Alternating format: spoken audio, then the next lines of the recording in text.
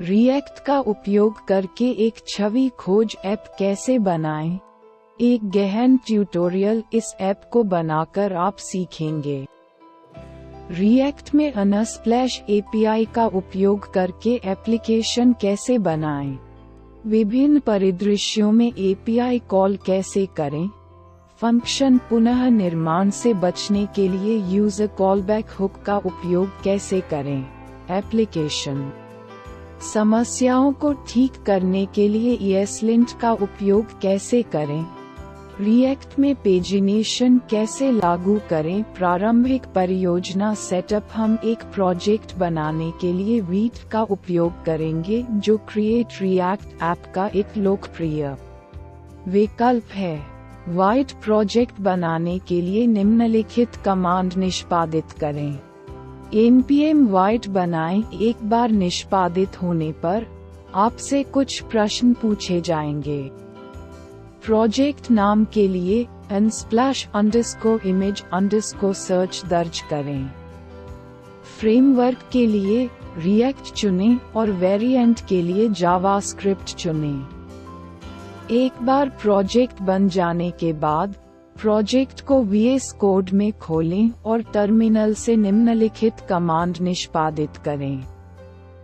cd _image_search npm install npm run dev http://127.0.1:5173/ पर navigate करके application तक पहुँचें। आपको डिफ़ॉल्ट एप्लीकेशन स्क्रीन दिखाई देगी जैसा कि नीचे दिखाया गया है। यदि आप IP पते का उपयोग करके अपने ऐप तक पहुंचना चाहते हैं तो नई फाइल बनाएं। इसके बाद app.css फाइल को हटाएं और app.tsx फाइल की सामग्री को निम्नलिखित सामग्री से बदलें। अब index.css फाइल खोलें और इस GitHub रेपो की सामग्री को इसमें जोड़ें। आइए निम्नलिखित कमांड निष्पादित करके बूटस्ट्रैप और रिएक्ट बूटस्ट्रैप npm पैकेज स्थापित करें। npm बूटस्ट्रैप प्रतिक्रिया बूटस्ट्रैप स्थापित करें। मैं .tsx फाइल खोलें और बेस बूटस्ट्रैप CSS फाइल जोड़ने के लिए पहली पंक्ति में कोड की निम्नलिखित पंक्ति जोड़ें। पूरी मैं .tsx फाइल इस तरह दिखेगी। अब npm run dev कमांड निष्पादित करके एप्लीकेशन को पुनरारंभ करें। आपको स्क्रीन पर स्वागत संदेश दिखाई देगा जैसा कि नीचे दिखाया गया है। खोज इनपुट कैसे जोड़ें? अब app.tsx फाइल की सामग्री को निम्नलिखित सामग्री से बदलें। यहाँ हम पृष्ठ के बाईं और दाईं ओर कुछ मार्जिन जोड़ने के लिए एक कंटेनर क्लास के अंदर छवि खोज का शीर्षक प्रदर्शित कर रहे हैं, जो एक बूटस्ट्रैप क्लास है। फिर हमने एक प्रकार की खोज के साथ एक फॉर्म जोड़ा। यदि आप एप्लीकेशन की जांच करते हैं तो आपको निम्न स्क्रीन दिखाई देगी। अब हमें उपयोगकर्ता द्वारा दर्ज किए गए मान को घटक में कहीं संग्रहीत करने की आवश्यकता है। चूंकि हमारे पास पेज पर केवल एक इनपुट फील्ड होगा, हम यूजस्टेट हुक के बजाय यूजरफ हुक का उपयोग करेंगे। यूजरफ हुक का उपयोग करने से घटक का मूल्य बदलने पर उसे दोबारा प्रस्तुत नहीं किया जाता है, जो प्रदर्शन में सुधार के लिए अच्छा है। दूसरी ओर, बदलती स्थिति घटक को पुनः प्रस्तुत करती है, इसलिए सभी चाइल्ड घटक भी पुनः प्रस्तुत होंगे। app.tsx फाइल के अंदर नीचे दिखाए अनुसार useref हुक घोषित करें। स्थिरांक search input equals useref null। File के शीर्ष पर useref हुक के लिए आयात जोड़ना न भूलें। प्रतिक्रिया से प्रतिक्रिया आयात करें। useref। इसके अलावा खोज इनपुट के लिए एक रेफरी प्रोब जोड़ें। जैसे आपकी पूरी app.tsx फाइल इस तरह दिखेगी। फॉर्म सबमिट कार्रवाई को कैसे संभालें? जब हम खोज बॉक्स में कोई खोज शब्द दर्ज करते हैं और एंटर कुंजी दबाते हैं, तो हम खोज कार्यक्षमता जोड़ना चाहते हैं। ऐसा करने के लिए फॉर्म टैग में एक ऑनसबमिट हैंडलर जोड़ें और एक हैंडल सर्च विधि बनाएं। प्रोप पर असाइन करें। यहाँ हमने less than form on submit equals handle search greater than जोड़ा है और हैंडल सर्च विधि के अंदर हमने इवेंट प्रिवेंट डिफॉल्ट विधि का उपयोग किया है। एक बार जब खोज बॉक्स में एंटर कुंजी दबाकर फॉर्म सबमिट कर दिया जाता है, तो पेज रिफ्रेश नहीं होगा और सबमिट किया गया टेक्स्ट कंसोल में प्रदर्शित होगा, जैसा कि नीचे दिखाया गया है। अब सबमिट प्रिंट करने के बजाय हम सर्च इनपुट करंट वैल्यू का उपयोग करके उपयोगकर्ता द्वारा दर्ज किए गए मान को प्रिंट कर सकते हैं। यहाँ सर्च इनपुट रेफरी है और सर्च इनपुट करंट वास्तविक खोज बॉक्स इनपुट होगा। साथ ही सर्च इनपुट करंट वैल्यू का उपयोग करने से उपयोगकर्ता द्वारा दर्ज किया गया वास्तविक मूल्य मिलेगा। इसलिए हैंडल सर्च विधि को निम्नलिखित कोड से बदलें और अब आप कंसोल में दर्ज किया गया मान प्रदर्शित देखेंगे। त्वरित खोज विकल्प कैसे जोड़ें? अब खोज अनुभाग डिव के ठीक नीचे त्वरित खोज के लिए फिल्टर के एक वर्ग के साथ एक्शन बटन जोड़ें। अब एप्लीकेशन इस तरह दिखेगा। जब हम प्रदर्शित बटनों में से किसी पर क्लिक करते हैं, तो हम इनपुट खोज बॉक्स में क्लिक किए गए बटन मान को प्रदर्शित कर सकते हैं, ताकि हम छवियों को खोजने के लिए इसका उपयोग कर सकें। फिल्टर डिव को नीचे दिए गए कोड में बदलें। उपरोक्त कोड में जब आप किसी विकल्प पर क्लिक करते हैं, तो हम चयनित विकल्प को हैंडल सिलेक्शन विधि में भेज रहे हैं। अब ऐप घटक के अंदर एक नई हैंडल चयन विधि जोड़ें, जैसा कि नीचे दिखाया गया है। अनस्प्लैश एपीआई तक पहुंच कैसे प्राप्त करें? अब छवि खोज को लागू करने के लिए हमें अनस्प्लैश वेबसाइट से एपीआई कुंजी प्राप्त करने की आवश्यकता है। इस यूआरएल पर नेविगेट करें और पृष्ठ के शीर्ष दाएं कोने पर प्रदर्शित डेवलपर के रूप में पंजीकरण करें बटन पर क्लिक करें। सभी आवश्यक विवरण दर्ज करके अपना खाता बनाएं। एक बार पंजीकृत होने के बाद आपको इस पृष्ठ पर पुनः निर्देशित किया जाएगा, जैसा कि नीचे दिखाया गया है। न्यू एप्लीकेशन बटन पर क्लिक करें। अगली स्क्रीन पर सभी चेकबॉक्स चेक करें और शर्तें स्वीकार करें बटन पर क्लिक करें। एप्लीकेशन नाम और विवरण के लिए मान दर्ज करें और एप्लीकेशन बनाएं बटन पर क्लिक करें। थोड़ा नीचे स्क्रॉल करें और स्क्रीन पर प्रदर्शित एक्सेस कुंजी को कॉपी करें। इसके बाद अपने प्रोजेक्ट में एक नई .env फाइल बनाएं और VITEAPIKEY नाम के साथ एक नया पर्यावरण चर जोड़ें। साथ ही इसमें एपीआई कुंजी का कॉपी किया गया मान भी निर्दिष्ट करें। VITEAPIKEY equals KHJSJTX MBuzz WFGBR1 Frozen 1 CNVCFR5 EMS muga 0 CA सुनिश्चित करें कि वेरिएबल नाम वीट_ से शुरू हो ताकि यह एप्लीकेशन में पहुंच योग्य हो। अब अनस्प्लैश डॉक्यूमेंटेशन पर जाएं और कीवर्ड अनुभाग द्वारा फोटो खोजे पर क्लिक करें और निम्नलिखित आधार एपीआई यूआरएल को कॉपी करें। https://happy.unsplash.com/search/photos।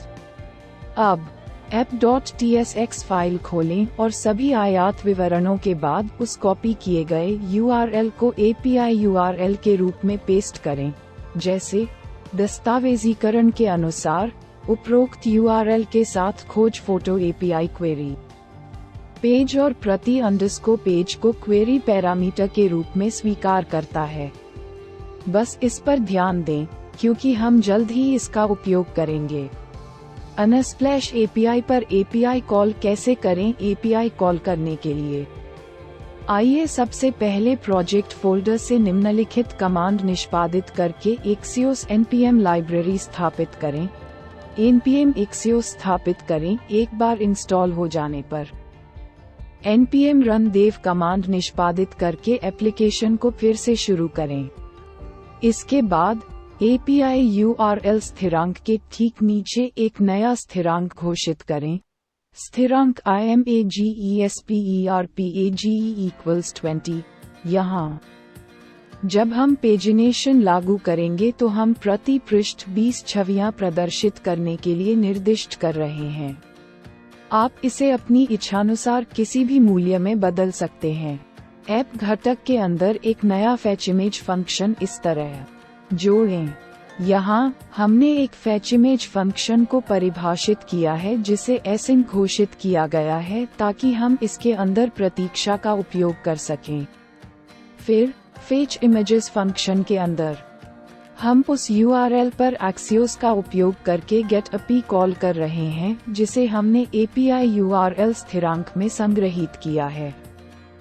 https://api.unsplash.com/search/photos उपयोगकर्ता द्वारा दर्ज किए गए मान या त्वरित खोज विकल्प मान के साथ क्वेरी प्रथम पृष्ठ डेटा प्राप्त करने के लिए एक मान वाला पृष्ठ प्रति _ पृष्ठ 20 के मान के साथ, जो स्थिरांक IMAGESPERPAGE में परिभाषित है। .env फाइल से API कुंजी के मान के साथ client_ed।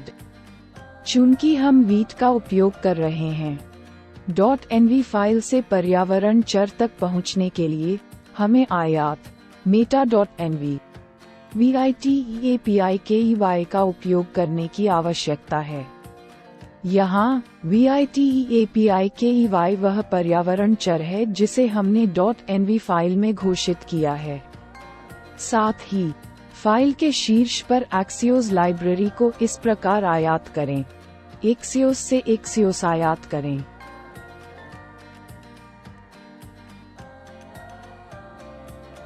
अद्यतन app.jsx फाइल इस तरह दिखेगी। यदि आप एप्लीकेशन की जांच करते हैं तो आप देखेंगे कि त्वरित खोज विकल्प के प्रत्येक क्लिक पर API कॉल अनस्प्लैश API पर की जाती है और हमें चयनित विकल्प के लिए डेटा मिलता है। API कॉल करने के लिए जब हम खोज टेक्स्ट दर्ज करते हैं और एंटर कुंजी दबाते हैं तो हमें हैंडलसेज फंक्शन से फैच इमेज फंक्शन को भी कॉल करने की आवश्यकता होती है। ऐसा करने के लिए हैंडलसेज फंक्शन के अंदर फैच इमेज फंक्शन में एक कॉल जोड़ें जैसा कि नीचे दिखाया गया है। अब जब हम कोई खोज टेक्स्ट दर्ज करेंगे और एंटर कुंजी दबाएंगे तो आप नेटवर्क टैब में की गई API कॉल देख पाएंगे। राज्य का उपयोग करके API डेटा कैसे स्टोर करें। अब API से आने वाली छवियों को स्क्रीन पर प्रदर्शित करते हैं। उन्हें स्क्रीन पर प्रदर्शित करने के लिए हमें सबसे पहले API से आने वाले डेटा को स्टोर करना होगा। तो app.tsx फाइल में दो स्थिति घोषित करें। एक प्रतिक्रिया छवियों को संग्रहीत करने के लिए जो परिणाम संपत्ति में आ रही हैं, और दूसरा total_ pages को संग्रहीत करने के लिए ताकि हम पेजिनेशन लागू कर सकें। और setImage का उपयोग करके डेटा परिणाम और setTotalPage फंक्शन का उपयोग करके कुल पृष्ठों को संग्रहीत करने के लिए fetchImage फंक्शन को अपडेट करें। स्क्रीन पर छवियां कैसे प्रदर्शित करें। अब आइए उन छवियों को प्रदर्शित करें जिन्हें हमने इमेज स्टेट वेरिएबल में संग्रहीत किया है।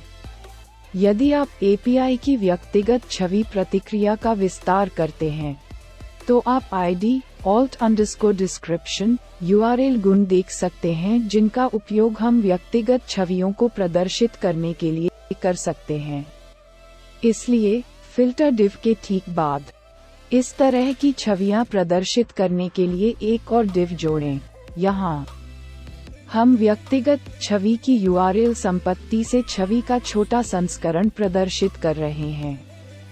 हम उपरोक्त कोड को और सरल बना सकते हैं।